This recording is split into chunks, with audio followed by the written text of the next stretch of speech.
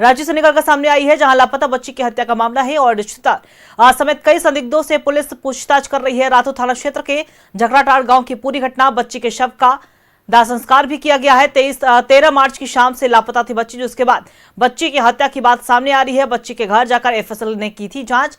सुबोध पाठक सहित कई आरोपियों से पूछताछ जारी। बड़ी खबर मैं आपको बता रहे रांची से। लापता बच्ची की हत्या का मामला है, रिश्तेदार समेत कई संदिग्धों से पुलिस फिलहाल पूछताछ कर रही है। रातू थाना क्षेत्र के झकड़ाटाड़ गांव की ये पूरी घटना बताई जा रही है। बड़ी खबर। और इसी खबर पे और भी ज्यादा जानकारी देने के लिए हमारे सहयोगी इमरान हमारे साथ फोन लाइन पे बने हुए हैं। इमरान, देखिए लापता बच्ची की हत्या के मामले में कई संदिग्धों से पुलिस की पूछताछ जारी है, क्या कुछ अभी तक की पूरी जानकारी?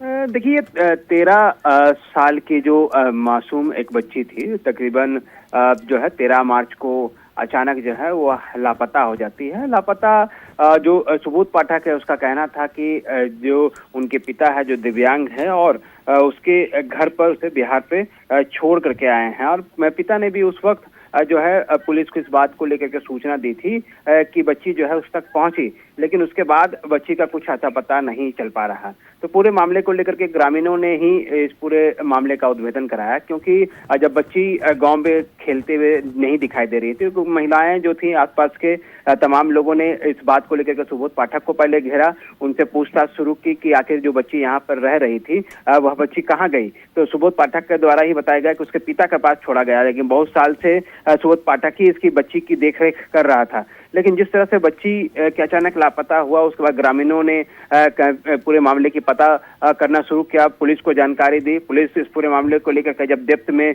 जांच शुरू की गई तो मालूम चल रहा है कि बच्ची की जो है वह हत्या कर दी गई थी और उसके बाद बच्ची का दाह संस्कार जो है वो बनारस में ले जाकर के जो है किए जाने की बात सामने आ रही है। हालांकि अभी पूछताछ की जा रही है, पूछताछ के बाद और भी सारी चीजें स्पष्ट हो जाएगी कि आखिर पूरी घटनाक्रम किस तरह से हुआ है और घटना के पीछे कौन कौन से लोग शामिल थे, क्योंकि अभी फिलहाल बच्ची का शव भी बरामद नहीं किया गया है, लेकिन जानकारी मिल रही है कि उसकी हत्या करने के बाद बनारस में ले जाकर के शव का दाह संस्कार किया गया है। अब हत्या की वजह बहुत महत्वपूर्ण हो जाता है, क्योंकि जिस तरह के व्यक्ति हैं सुबोध पाठक, वह काफी पूजा पाठ करते हैं, तो ऐसे में इस बात से भी इनकार नहीं किया जा सकता है कि अंधविश्वास की बलि जो है हजारीबाग की घटना के बाद रांची में भी इस मामले को लेकर के जुड़ता हुआ दिखाई दे रहा है। हालांकि पुलिस फिलहाल पूछताछ कर रही है, पूछताछ के बाद मामले का खुलासा बहुत जल्द इस पूरे मामले में किया जा सकता है कि आखिर 13 वर्षीय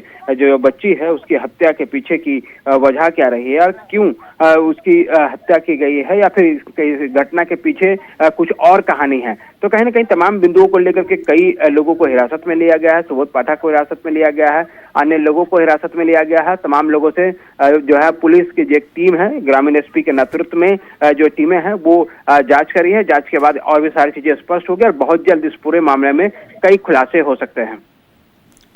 बिल्कुल इमरान, नजर बना के रखिएगा, अपडेट हम आपसे लेते रहे। फिलहाल अपनी तमाम जानकारी साझा की, इसके लिए आपका बहुत बहुत शुक्रिया।